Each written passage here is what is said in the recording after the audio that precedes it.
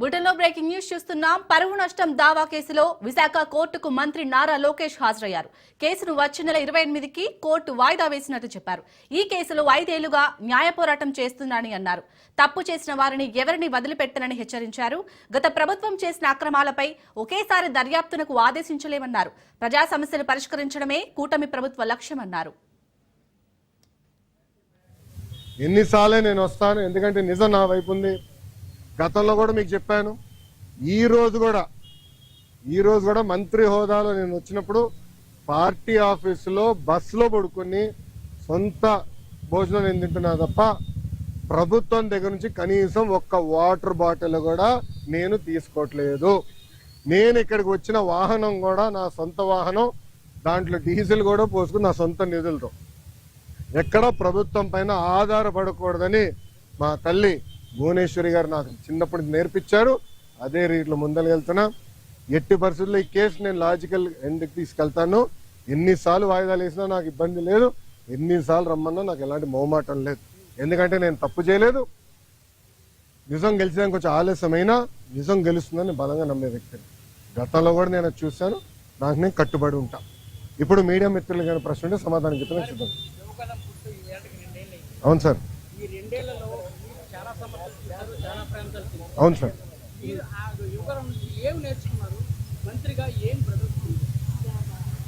అన్న, నేను స్టాన్ఫర్డ్ లో ఎంబీఏ చేశా. నేను స్టాన్ఫర్డ్ ఎంబీఏకి అప్లై చేసినప్పుడు ఒక ప్రశ్న ఉంటుంది స్టాన్ఫర్డ్ లో, వై స్టాన్ఫర్డ్ ఎంబీఏ అని. అంటే ప్రైవేట్ రంగం నుంచి రాజకీయాల్లోకి నేను రావాలనుకుంటున్నా, ఏదో ఒక టైంలో వస్తాను, స్టాన్ఫర్డ్ ఎంబీఏ నేను ప్రిపేర్ చేస్తున్నాను భావిస్తున్నా అనుకున్నా అని రాసా. కానీ అక్కడికి వెళ్ళి చదువుకున్నారు, నాకు అర్థమైందంటే స్టాన్ఫర్డ్ ఎంబీఏ బిజినెస్ మంచిది అని. పాదయాత్ర రాజకీయాల్లో ఒక ఎంబీఏ లాంటిది. ఎందుకంటే ప్రజలకి దగ్గర ఉంటాం, నిరంతరం ప్రజల సమస్యలు తెలుసుకునేవాడిని. సో ఇప్పుడు ఎవరన్నా నాకు అర్జీ ఇచ్చినా, నన్ను ఎవరైనా కలిసినా, ఒక మెసేజ్ నాకు వచ్చినా, తన వెనకాల ఎంత కష్టం ఉందో నాకు ఇప్పుడు అర్థం చేసుకోగలుగుతాను. సో యువగలం పాదయాత్రలో కూడా నేను అనేక హామీలు ఇచ్చాను. ఒక్కొక్క హామీ నిలబెట్టుకుంటూ వెళ్తున్నాను. ఇచ్చిన ప్రతి హామీ నేను నిలబెట్టుకున్నాను, దాంట్లో ఎలాంటి సందేహం లేదు. రెండోది, యువగలం పాదయాత్ర అయిన తర్వాత నిరంతరం ప్రజల్లో ఉండాలని నా కోరిక. సో అమరావతిలో కూడా, ఎందుకంటే నాకు మంత్రిగా నాకు బాధ్యతలు ఉంటాయి కనుక నేను ప్రజల్లో ఉండాలంటే నిరంతరం ప్రజల్ని కలవాలని ప్రజా దర్బారు పెట్టుకున్నా. ఇక్కడ కూడా మీరు చూస్తే వైజాగ్ వచ్చి మీరే ఉన్నారు. కోర్టు కొంచెం లేట్ అవుతుందని పరిగెత్తుకుంటూ వచ్చే తప్ప మళ్ళీ ఇప్పుడు వెనక్కి అక్కడికి వెళ్తున్నా, పార్టీ హౌస్కి వెళ్తున్నా, ప్రజల దగ్గర అర్జీలు తీసుకుంటున్నా, వాళ్ళ సమస్యలు పరిష్కరించే మార్గం నేను ఎత్తుకుంటాను.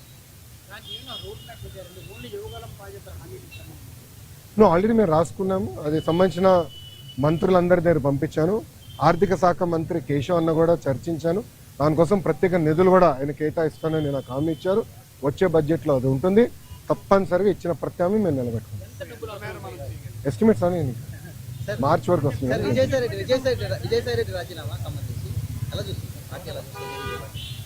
ఏ పార్టీ? వైకాపానా తెలుగుదేశం పార్టీ?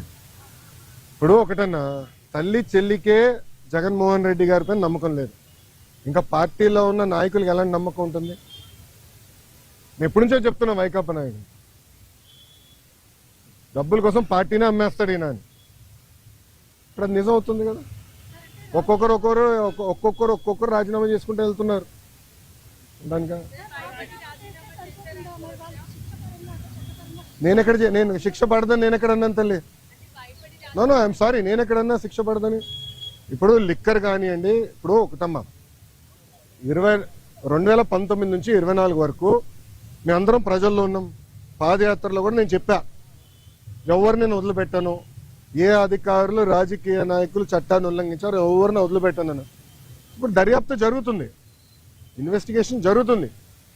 త్వరలోనే అన్ని బయటకు వస్తే నేను భావిస్తున్నాను. So let investigation get completed అమ్మా. ఇక్కడ విజయసాయి రెడ్డి గారు ఉన్నారు, లేదంటే ఎల్లయ్య పుల్లే ఉన్నారనేది టైంలో ఉన్నట్టాలి కదమ్మా. సో ఇన్వెస్టిగేషన్ జరగకుండా నేను ముందరే మాడతాం కూడా కరెక్ట్ గా.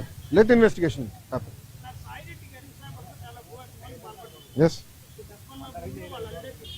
ఎస్ మీరు కాకినాడ పోర్ట్ విషయం కూడా మీ అందరు తెలిసిన విషయమే. కాకినాడ పోర్ట్ కూడా అడ్డగోలుగా తుపాకులు పెట్టి రూపాయి ఆస్తిని సుమారుగా 6 పైసలకి కొట్టేసానికి ప్రయత్నించారు. కొట్టేశారు, క్షమించాలి, ప్రయత్నం కాదు, కొట్టేసారు, ట్రాన్స్ఫర్ చేసుకున్న కేసు పడింది. దానిపైన ఈడీ వాళ్ళు కూడా లవ్ లెటర్లు రాశారు విజయసాయి రెడ్డి గారికి.